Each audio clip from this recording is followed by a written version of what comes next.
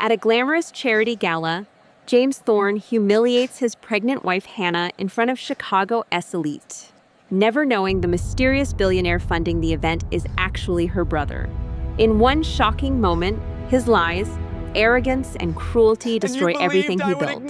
This story reminds us, true worth comes from kindness, respect, and integrity, not a status or money. If you enjoyed this story, please leave one like and one share to support the channel and motivate more stories ahead. Thanks for watching. In the glittering ballroom of the St. Regis, where old money and new ambition mingled over champagne, James Thorne was king. He was handsome, charming, and about to get the Beacon of the Community Award. His wife Hannah, 6 months pregnant and exhausted, watched from their table, her smile a fragile defense against his cold indifference. Tonight he wouldn't just ignore her, he would use her as a punchline for the city's most powerful people. He would make fun of her pregnant body, her quiet personality, and her simple tastes. But James made a catastrophic mistake. He had no idea who was sitting in the shadows, listening to his every cruel word. The gala's anonymous benefactor, a man who hadn't been seen in public for a decade, and a man who was also Hannah's brother. The silence inside the Bentley was thicker than any argument. Hannah traced the condensation on her window, watching the glittering lights of Chicago blur into streaks of gold and red. Beside her, James Thorne checked his bow tie in his phone's reflection, his jaw clenched tight. He hadn't said a full sentence to her since they'd left their stylish penthouse overlooking the park. "You look tired, Hannah," he finally said, his voice filled with accusation, not concern. "Can you try to brighten up? Tonight is important." Hannah smoothed a hand over her belly, the expensive emerald gown feeling more like a costume than a celebration. The baby, a boy they'd already named Leo, kicked softly, a little secret just for her. "I'm fine, James. Just a little out of breath. These parties are always so long." "It's the Heart of the City Gala," he corrected her, his tone sharp. "The most important charity event of the year. My firm, Thorne & Vance, is the main sponsor. I am the main sponsor, and I'm receiving the Beacon Award. It is not just a gala." He said it as if she were a child, unable to understand the complexities of his world. It was a tone she knew all too well. When they first met, James was charmed by what he called her uncomplicated grace. She was a librarian, quiet and well-read, with a good heart and a past she kept private. He was a rising star in investment banking, a shark in a tailored suit who saw her as a beautiful, easy-to-manage accessory. He thought he was marrying a blank slate that he could paint his own ambitions on. "I know it's important," she said softly. "I'm very proud of you." His only reply was a grunt as he scrolled through his speech. The pride she felt was real, but it was mixed with a growing sense of dread. In the beginning, his ambition was exciting. Now, it was a hungry monster, slowly eating away at the man she loved, leaving behind an empty shell of ego. Her phone buzzed inside her small purse. A text from her brother Damien. "You okay, Ellie? You don't have to go." Quickly typed back, hiding the screen from James. "I'm fine. I have to support the man of the hour. You know how it is." "I do, and that's why I'm telling you that you don't. He doesn't deserve it." A sad smile touched Hannah's lips. Damien always understood. He was the only one who knew about the golden cage she lived in because he had helped to build it. The Sterling family fortune was massive, and for their own safety, they had chosen to live a quiet life. After a terrifying kidnapping attempt when they were kids, their parents taught them to value their privacy above all else. They were raised to believe their wealth was a tool, not a trophy. Damien, a quiet genius, took that to heart, building a tech empire under a fake name. His real identity was a secret known only to a few lawyers. But Hannah had wanted something different. She wanted to be loved for herself, not for the 9 zeros in her family's bank account. When she met James, she had a small trust fund, enough to live on, but not enough to suggest extreme wealth. She told him her family was in logistics, which was technically true, but very misleading. Sterling Industries was a global shipping and tech giant. James, in his arrogance, never bothered to look any deeper. He saw a pretty girl with just enough money not to be a problem, and a simple background that wouldn't outshine his own. Now trapped in the luxury car, Hannah felt the weight of that choice. She had wanted a normal life, but she'd ended up with a man who worshipped money, and he was starting to resent her for not having more of it. "For God's sake, Hannah, Fix your lipstick, James snapped, pulling her out of her thoughts. You look washed out. Beatrice Vance will be there, and you know how she loves to talk. Beatrice was the wife of his senior partner, a woman with a sharp tongue and a huge appetite for gossip. Hannah swallowed hard, pulled a tube of Chanel lipstick from her purse, and painted on a smile. The woman in the mirror looked like a stranger. The car pulled up to the St. Regis Hotel, and as the valet opened her door, Hannah took a deep breath. She was stepping onto the stage for her husband's biggest performance yet. The grand ballroom of the St. Regis was a spectacle of wealth. Crystal chandeliers, each the size of a small car, cast light on a sea of tuxedos and designer dresses. The air buzzed with the important chatter of Chicago's richest people, and the constant clinking of glasses sounded like applause for their own success. For James, this was home. It felt like she was drowning in a sea of perfume and ambition. The second they walked in, James dropped her arm, his eyes scanning the room for business targets, not friends. There's Jonathan Abernathy, he muttered, his eyes locking onto a stout, silver-haired man. He's the keynote speaker. I need 5 minutes with him. Try to look busy. He was gone before she could answer, leaving her alone by the edge of the crowd. A waiter offered her champagne. She politely said no, asking for sparkling water instead. The simple choice felt like a quiet rebellion in that room. While everyone else was drinking, she was nurturing a new life. It made her feel terribly, painfully different. She found their table number 1, right in front of the huge stage. It was a place of honor, a clear sign of James's status tonight. The centerpiece was a massive explosion of white orchids and calla lilies, so big she could barely see across the table. Hannah, darling, you look comfortable. The voice was sickly sweet and completely fake. Beatrice Vance, a woman who looked like she was made of porcelain and judgment, glided toward her. She wore a blood-red dress that clung to her tiny frame, her diamonds flashing like warning lights. Beatrice, Hannah said, forcing a smile, you look stunning. Thank you, Beatrice cooed, her eyes flicking down to Hannah's baby bump. It's vintage Dior. James is making quite a name for himself tonight, isn't he? The Beacon Award. My husband is just green with envy. She leaned in, her voice dropping to a gossipy whisper. He tells me James is on the fast track for a full partnership. You must be so proud. Just try not to let all the nesting distract him too much. Men at his level need a wife who is an asset, not just a decoration. The insult landed perfectly. Beatrice was reminding Hannah of her job. To be beautiful, quiet, and useful. A pregnant woman in a comfortable dress did not fit that role. I think my husband's success speaks for itself, Hannah replied, her voice surprisingly cold. Beatrice's perfectly shaped eyebrow shot up. Of course, dear. She patted Hannah's arm with 2 fingers before floating away, leaving a trail of expensive perfume and quiet cruelty. Hannah sank into her chair, her hand automatically going to her stomach. Leo kicked again, harder this time, as if he could feel her pain. She watched James work the room. He was a master, laughing at a joke, clapping a shoulder, shaking a hand. He looked powerful and charming, the perfect man of the hour. But she saw the truth. She saw the calculation in his eyes, the way his smile was just for show.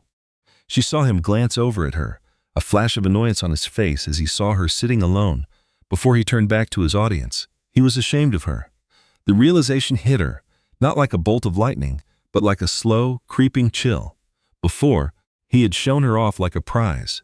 Now, pregnant and less glamorous, she was a problem. The ballroom lights started to dim, and a smooth voice announced, "Ladies and gentlemen, if you would please take your seats, our program is about to begin." James finally came back to the table, his face glowing with excitement. He sat down without even looking at her. "Abernathy loves the pitch," he said, fiddling with his fork. "He's basically guaranteed my spot on the board for the new tech fund." "That's wonderful, James," she said, trying to sound happy for him. "It is," he said, finally turning to her. His eyes were like ice. "So please, Hannah, when I go up there, I want you to smile. Look at me like you're the luckiest woman alive. Can you do that for me?" It wasn't a question, it was an order. He was writing her lines, and she had to perform them flawlessly. She nodded, her throat tight. The beautiful ballroom suddenly felt like a courtroom, and she was the one on trial. The host, a local news anchor, started by talking about the charity and the lives they were changing. Then he got to the awards. And now, the host boomed. to present the 2025 Beacon of the Community Award to a man whose vision is an inspiration to us all, Mr. James Thorne. A spotlight hit their table as applause washed over them. James stood and buttoned his jacket. He leaned down, his lips close to her ear, his voice a poisonous whisper. "Don't forget to smile." Then he turned, gave a dazzling smile for the cameras, and walked to the stage. Hannah watched him go, her heart a cold, heavy stone in her chest. She forced her face into the required look of adoration, feeling like the biggest fake in the entire room. The spotlight followed James as he strode onto the stage, radiating a confidence that was almost arrogance. He shook the host's hand, accepted the heavy, flame-shaped crystal award, and turned to the microphone. The applause was thunderous. From the audience, he looked like a king.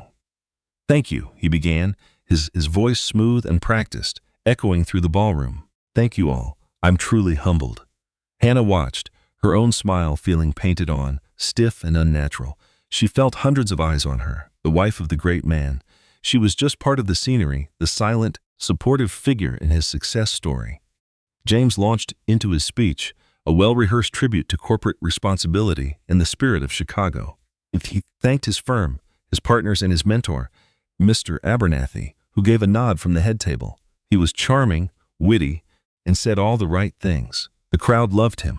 "But we all know," he continued with a playful glint in his eye, "success isn't built in a boardroom, it's built at home. And for that, I thank my incredible wife, Hannah." He gestured to her, and the spotlight swung over, pinning her to her seat. A new wave of polite applause rippled through the room. Hannah's smile wavered as the heat of the light hit her.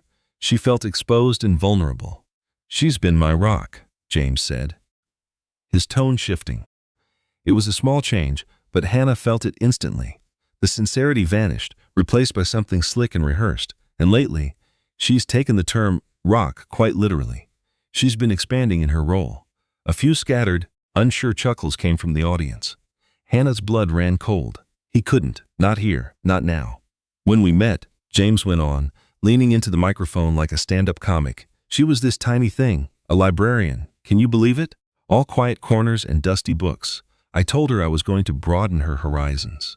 And boy, has she taken that to heart." The laughter was louder this time, more sure of itself. James paused, enjoying it. He looked directly at Hannah, his eyes locking locked with hers. There was no love there, just a cruel, winning gleam. He was loving this. He was using her, her pregnancy, her entire being as a prop for his own amusement. "Now her horizons are definitely broader," he said, making a curve with his hands. "She's fully embraced creating the next Thorne heir. And she's so dedicated. Her main hobbies are nesting, napping, and sending me for bizarre food at 3 a.m. Pickles and peanut butter. Anyone?" The room erupted in laughter. It felt like a physical attack on Hannah. Each laugh was a stone thrown at her. She could feel Beatrice Vance's smug glare from across the room. She could feel the pitying looks from other women. Her cheeks burned with a shame so intense she felt dizzy. He was turning her into a joke, a walking pregnancy cliché, stripping away her dignity with every punchline. "But I love her for it," he said, the words dripping with insincerity. "She keeps me grounded. While I'm out changing the world, she's home deciding which shade of beige the nursery should be. It's all about balance, you see." He was painting her as a simple little thing, totally separate from his world of power and influence. It was a calculated move to make himself look like the only architect of their success, while shrinking her down to nothing. Every word was a betrayal, a public execution disguised as a tribute. Hot, stinging tears pricked the corners of Hannah's eyes. She fought them back, refusing to give him the satisfaction of seeing her cry. She kept the smile plastered on her face, a grotesque mask of a proud wife, while inside, her world was shattering. The man she married, the man carrying her child, was capable of this. He could stand on stage, admired by his peers, and casually destroy the very person he had vowed to protect.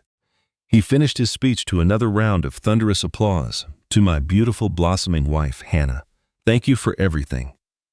He raised the crystal award to her, the ultimate insult.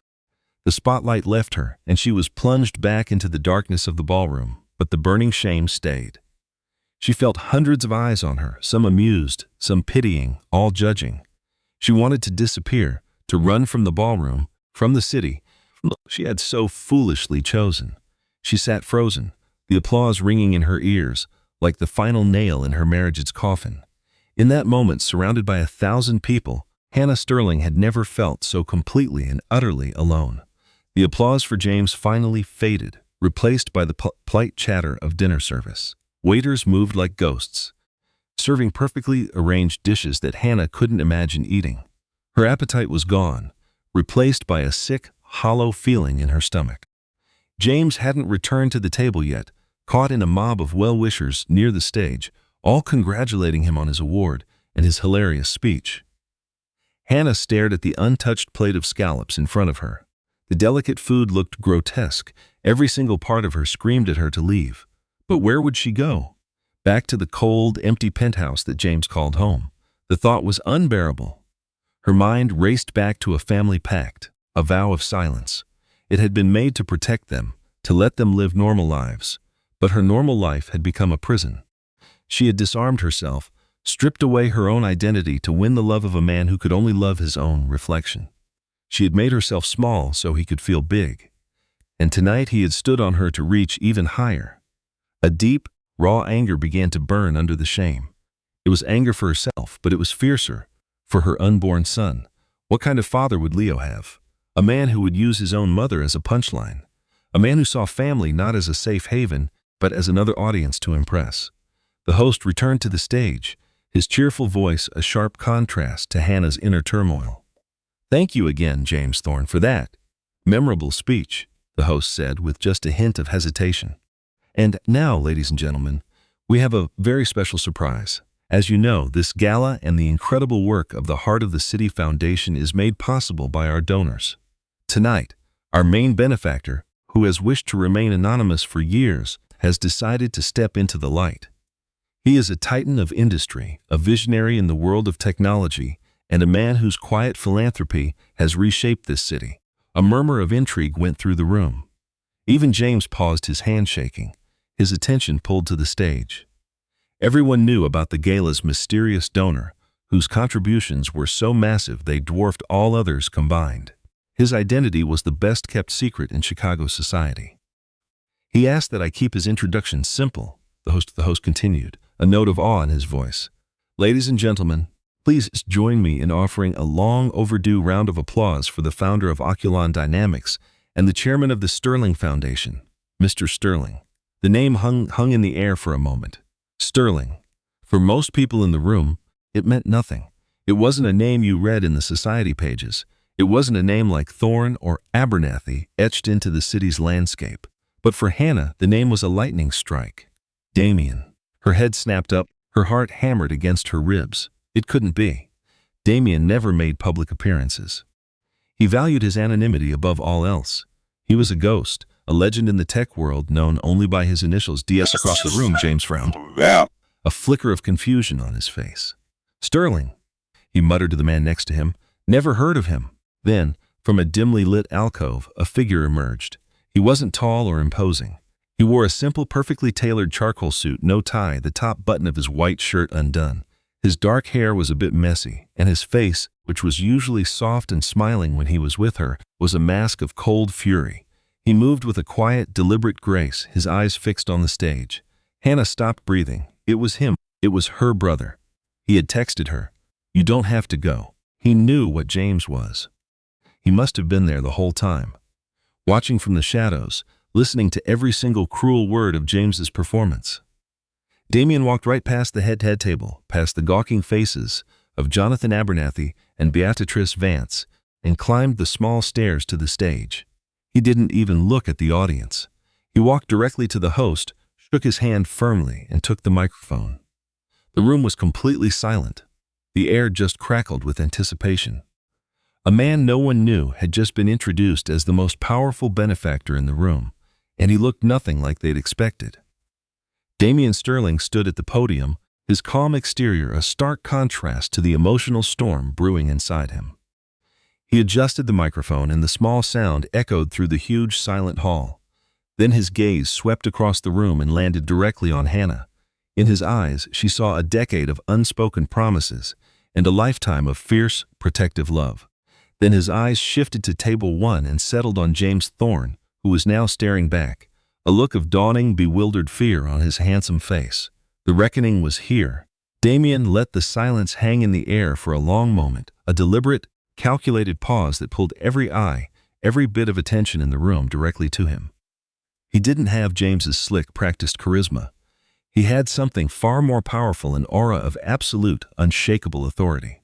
When he finally spoke, his voice was quiet, yet it carried to every corner of the ballroom as clear as a bell. "Good evening," he began. "I apologize for the unexpected nature of my appearance tonight. For a long time, I have believed that philanthropy should be a quiet conversation between a person's conscience and their community. But tonight, something compelled me to speak up." His gaze shifted back to James and standing awkwardly between his admirers and his table. "Mr. Thorne," Damien said, his voice dropping, becoming harder and colder. "That was quite a speech. Witty, entertaining. You received the Beacon of the Community Award. A beacon is supposed to be a source of light, of guidance, of hope. I find myself wondering if you really understand what that means." James's confident smirk began to fade. A murmur rippled through the audience. This was not a typical donor speech. This was a confrontation. "You spoke a great deal about your wife," Damien continued, his grip on the microphone tightening just slightly. "You shared some intimate anecdotes. You held her up for our amusement." He paused again, letting the words sink in. He turned his head slightly, his eyes finding Hannah's.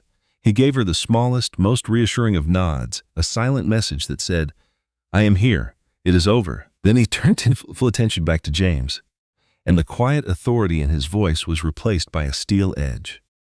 "What you failed to mention, Mr. Thorne, what you have apparently failed to grasp in the entire time you have known her, is the truth of who she is." Damien's eyes scanned the room, from Mr. Abernathy's confused, stern face to Beatrice Vance's rapt, hungry expression. "You see, the woman you so casually mocked tonight, the woman you painted as a simple domestic accessory to your grand ambitions, that woman is Hannah Sterling." A collective, audible gasp swept through the ballroom. The name, which had been meaningless moments before, was now a thunderclap. Sterling, like Damien Sterling. "She is my sister," Damien stated, his voice ringing with absolute finality. The world tilted on its axis for James Thorne. His face, which had been flushed with triumph, went slack.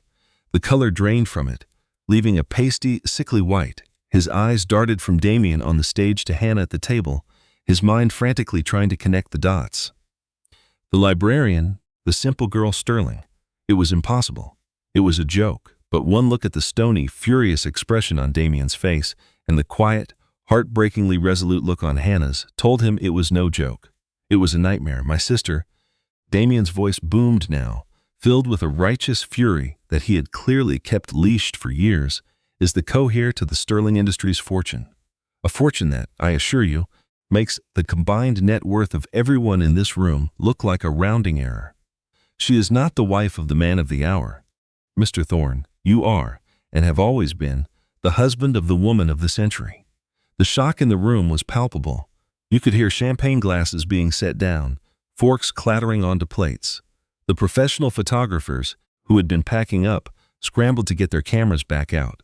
The flashes started to pop like fireworks. This was the story of the decade. "My family values privacy," Damien explained, his voice softening slightly as he looked at Hannah again. "We have always valued it above all else. We believe a person's worth is in their character, not their bank account. My sister, in her infinite grace and optimism, wanted to be loved for herself. She wanted a man who would see the light inside her, not the gold that surrounds her. She chose you, Mr. Thorne. She saw something in you that I must confess I never did." He let that indictment hang in the air. "She gave you her heart, her trust, and her loyalty. And in return, you gave her your contempt. You stood on this very stage and used her pregnancy, the most sacred and beautiful journey of her life, as fodder for cheap laughs to impress a room full of people whose approval you so desperately crave." James was frozen, a statue of pure horror. His mouth opened and closed, but no sound came out. His entire world, his carefully constructed reality, had been demolished in less than 2 minutes. He was not the powerful man who had married down. He was the court jester who had unknowingly married the princess and then proceeded to mock her in front of the entire kingdom. And her brother, the king, was now holding his life in the palm of his hand. The ballroom, once a sea of polite applause for James, had transformed into a silent, gaping arena. Every eye was fixed on the drama unfolding, the air thick with the scandal of it all. James Thorne, the newly crowned beacon of the community, was being publicly dismantled, and no one could look away. Damian Sterling, however, was just getting started. He was not a man given to theatrics. His anger was a cold, precise instrument, and he wielded it with devastating skill. "Mr. Thorne is a man who understands assets," Damian said, his voice calm and level, like a surgeon discussing an operation. "He is an investment banker, after all. He assesses value. So, let's talk about value." He looked toward the head table, his eyes locking with Jonathan Abernathy's. "Mr. Abernathy, I am sure you believe James Thorne to be one of your firm's greatest assets, a real rainmaker, but I wonder if you are aware of the source of his seed capital." Abernathy leaned forward, his face a grim mask. James, if it were possible, turned an even paler shade of white. "That modest trust fund my sister came with," Damian continued. "It was an allowance, Mr. Thorne, a carefully managed drip feed from a vast reservoir, designed to see if you were a worthy steward. The down payment on your shared penthouse in the Thorne and Vance portfolio, it was paid for with sterling money. The $500,000 investment that launched your personal hedge fund 2 years ago, the one that gave you the credibility to make partner, that was sterling money. The charitable donation of $1 million that your firm made in your name to this very foundation, the donation that secured you this award tonight. Mr. Thorne did not pay a single cent of it." Damian paused, letting the revelation sink in. "My sister authorized that donation from her personal accounts because she believed in the cause, and she wanted so desperately to believe in you. She wanted to help build you up. She thought your success would bring you happiness and that you would share it with her." He shook his head, a look of profound disappointment on his face. "You have not been building a career, Mr. Thorne. You have been living on a subsidy. You are not a self-made man. You are a project my sister funded, and I am here tonight to tell you that your funding has been officially and irrevocably terminated." The sound that escaped James's throat was a strangled gasp. He looked desperately toward Mr. Abernathy, his boss, his mentor. Abernathy's face was like granite. He stared at James with an expression of pure, unadulterated contempt. The lie was one thing. The public humiliation for the firm was unforgivable. Damian was not finished.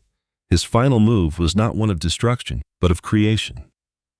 "The Sterling Foundation is the largest philanthropic organization you have never heard of," he announced to the stunned room. "Tonight, we are launching a new public-facing initiative, a $50 billion fund dedicated to supporting women's health, early childhood education, and shelters for domestic abuse victims across North America. It will be one of the largest private endowments in the world." He turned his gaze back to Hannah, and for the first time, a genuine warmth filled his voice, a deep well of love and pride, "and I can think of no one better to lead it. I am thrilled to announce the appointment of the first president and chairwoman of the Sterling North American Foundation, Miss Hannah Sterling." The room erupted in a cacophony of gasps and frantic whispers.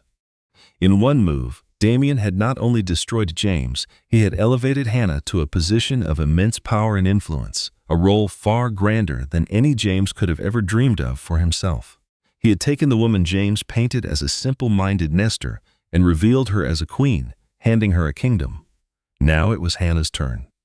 As Damian spoke, she absorbed it all: the shock, the validation, and the overwhelming love from her brother. The burning shame on her cheeks was gone, replaced by a cool, clear confidence. The tears she'd fought back disappeared too. Her eyes were dry and steady. Slowly and gracefully, she rose to her feet. The emerald dress no longer felt like a costume. It felt like armor. She smoothed a hand over her baby bump, a gesture, not of tiredness but of strength. She wasn't just Hannah anymore. She was a mother, a leader, a Sterling. The sight of her standing finally jolted James from his paralysis. He took a stumbling step towards their table. "Hannah," he croaked, his voice pathetic and begging. "Hannah, I can explain. It was a joke, a stupid joke." Hannah looked at him. She looked at the man she had loved, now reduced to a begging, broken shell after humiliating her. There was no hatred in her gaze. There wasn't even anger anymore. There was only a deep, bottomless pity. She didn't say a word. She just held his gaze, then gave him a small, final shake of her head. With all the dignity in the world, she turned her back on him. She walked toward the stage, toward her brother, and toward the first day of her new life, leaving James Thorne completely alone in the ruins he had created. The walk to the stage felt like the longest and shortest journey of Hannah's entire life. The crowd's whispers and stares faded into a distant hum. The only thing she saw was Damien by the podium, his hand stretched out to her. When she reached him, he pulled her into a fierce, protective hug. "I'm so sorry, Ellie," he whispered into her hair. "I should have stepped in sooner." "You stepped in at exactly the right time," she whispered back, a single grateful tear finally falling down her cheek. Behind them, the scene at their table was a quiet, brutal implosion. James stood alone, an outcast in a spotlight of his own making. Jonathan Abernathy walked slowly over to him, not for comfort, but to deliver a final judgment.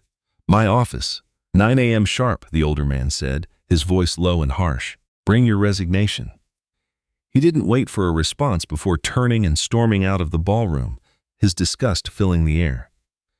Beatrice Vance shot James a look of withering pity before sweeping her husband away, eager to be the first to spread the juiciest gossip the city had seen in a generation. One by one, the people who had been clapping him on the back just 30 minutes ago now avoided his gaze, steering their partners away as if he were contagious. He was radioactive. Damien led Hannah off the stage through a side exit, away from the prying eyes and flashing cameras. In the quiet service hallway, the adrenaline began to fade, and a deep, shaky breath escaped Hannah's lips. "What now?" she asked, her voice trembling. "Now we go home," Damien said gently. "Our home."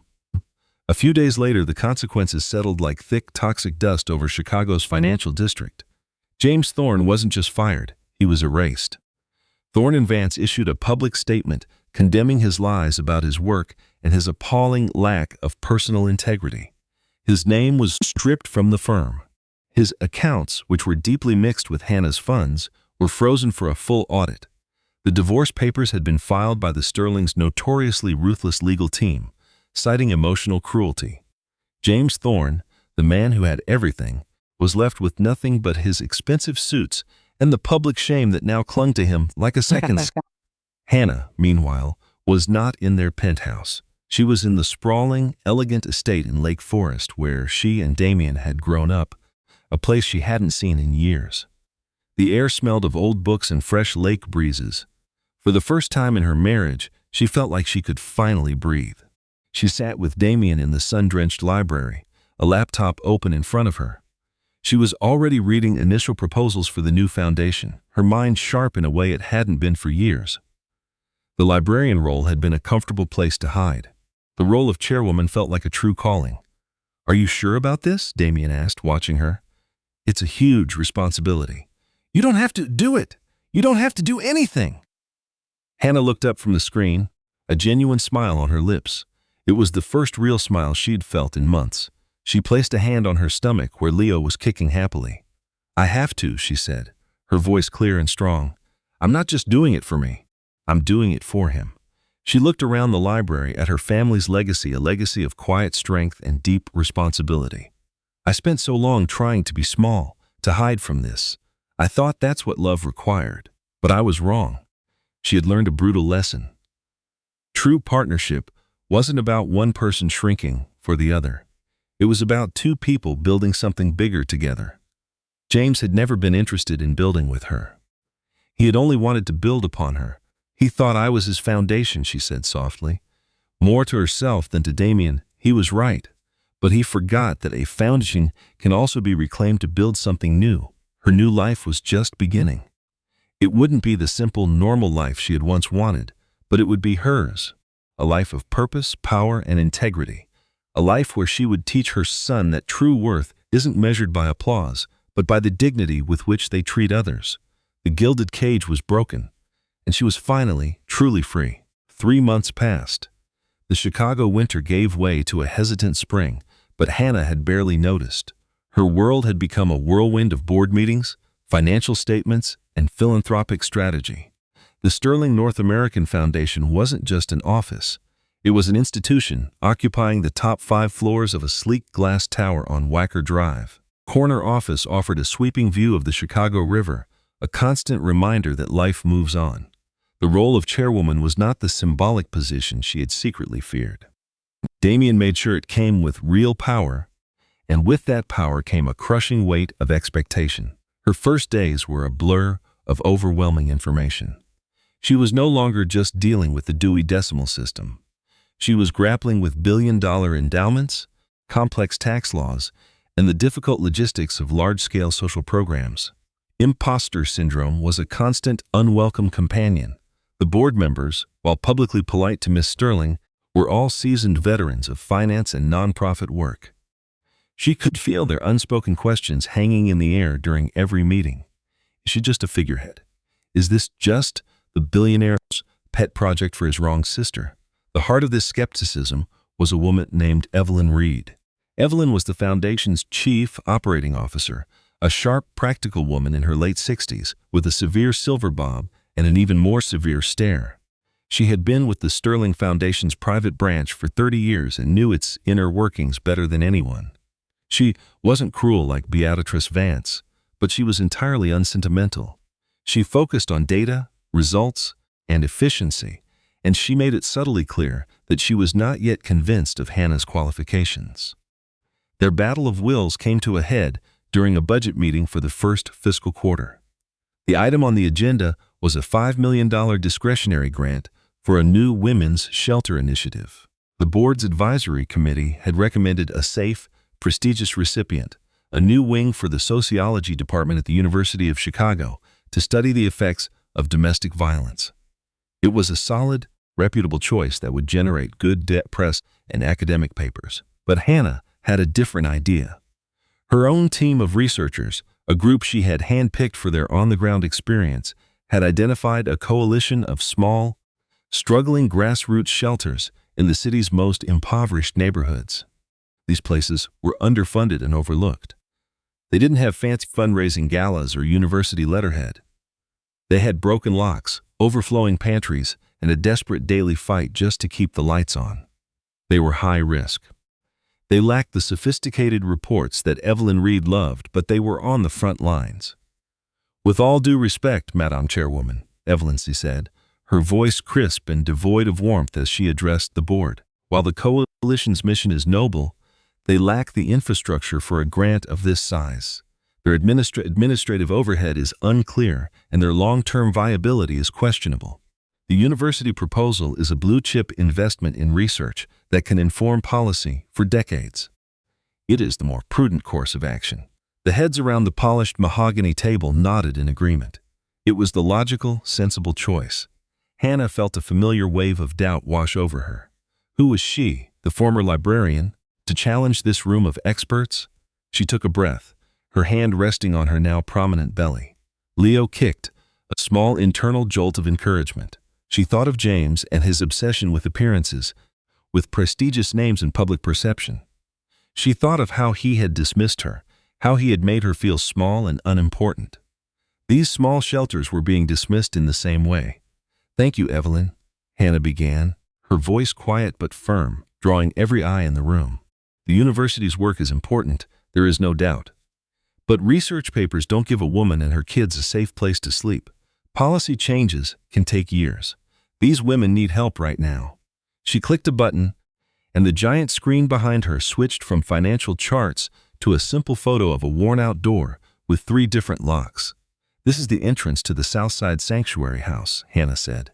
"I visited last Tuesday, without calling first. They are housing 17 women and 23 children in a space designed for 10 people. The director, Maria Flores, hasn't taken a paycheck in 6 months. She uses her own pension to buy groceries when donations dry up." She looked straight at Evelyn. "You are right. Their administrative costs are unclear because their administration is just 2 tired women running on coffee and pure willpower. Their long-term survival is questionable because organizations like ours, the ones with the real power to help, have been too busy funding studies about them instead of actually funding them." Her voice grew stronger, filled with a passion that came from a deep, personal place. "We are the Sterling Foundation. We have the money to take smart risks. I propose we not only fund this group, but that we use our foundation's resources to build the infrastructure they need. We will fund their operations, yes, but we'll also provide them with grant writers, accountants, and project managers. We won't just give them a fish, we will teach them how to run a commercial fishing business. This is not just a donation. It is an investment in people. The room was dead silent. Hannah had not just offered an alternative. She had presented a brand new philosophy. It was a hands-on, deeply involved approach that was much harder than just writing a check to a university. Her heart pounded as she finished. The university can wait. These women cannot. She held her breath, waiting for the decision. Evelyn Reed stared at her for a long, quiet moment. Hannah braced for a harsh reply. Instead, the older woman slowly nodded, a compelling operational framework. "Madam Chairwoman," Evelyn said with the smallest hint of a thaw in her voice, "I will have my team draft an action plan by Friday." It was the closest Evelyn had ever come to giving a compliment. Across the table, the other board members began to agree. Hannah had not used her power. She had not used her brother's name. She had won the argument with passion, logic, and a vision they couldn't ignore. As the meeting wrapped up, she stood and looked out the window at the city. The crown was still heavy, but for the first time she felt like she had truly earned it. Leo Sterling was born on a sunny morning in early June, not in a rush of panic, but in a calm hospital room overlooking Lake Michigan.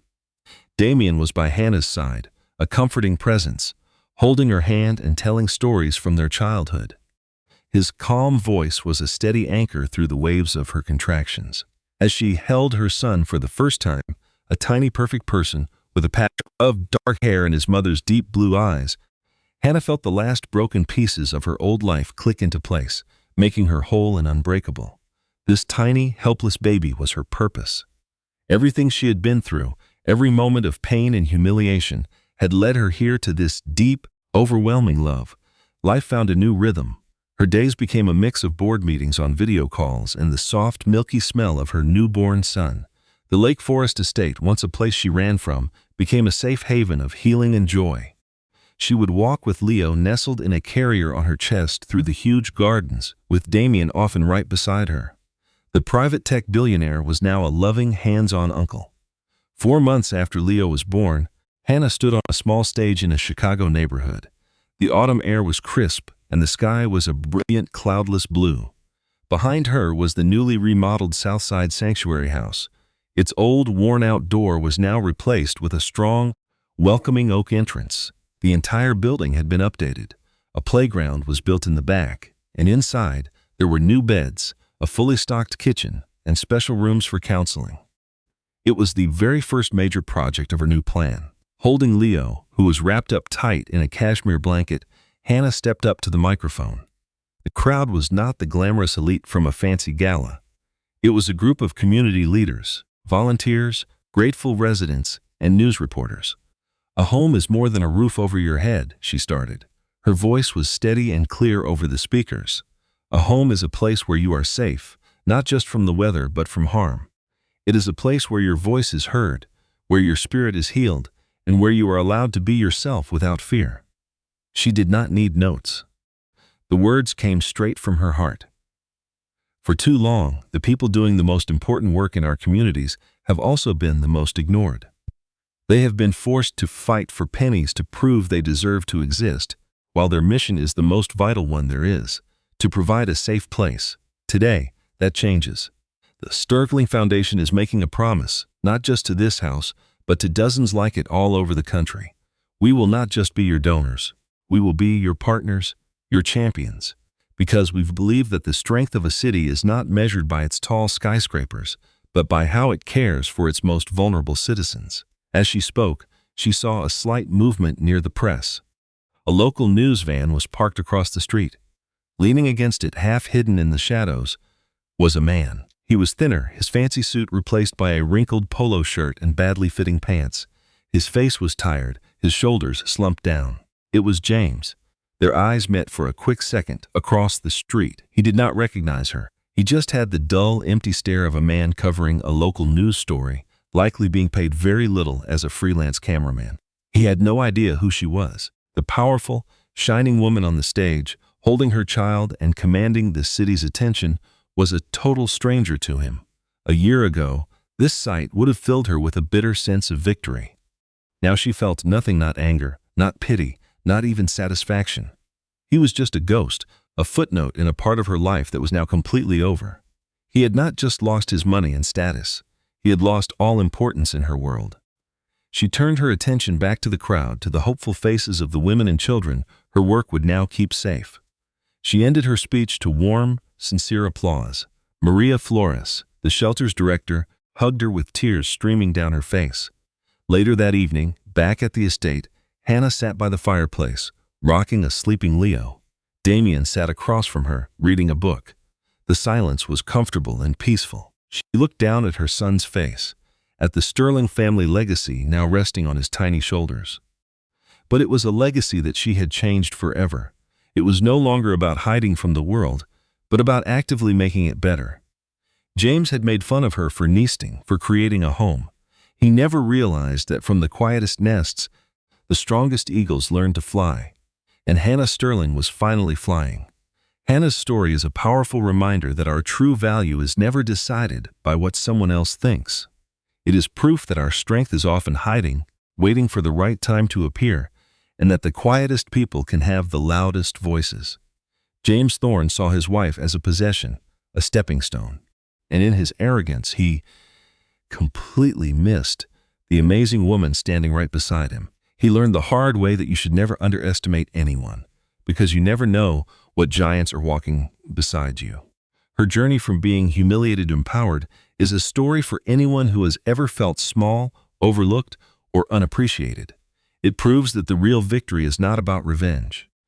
It is about taking back your own story and building a future so bright it makes the shadows of the past disappear.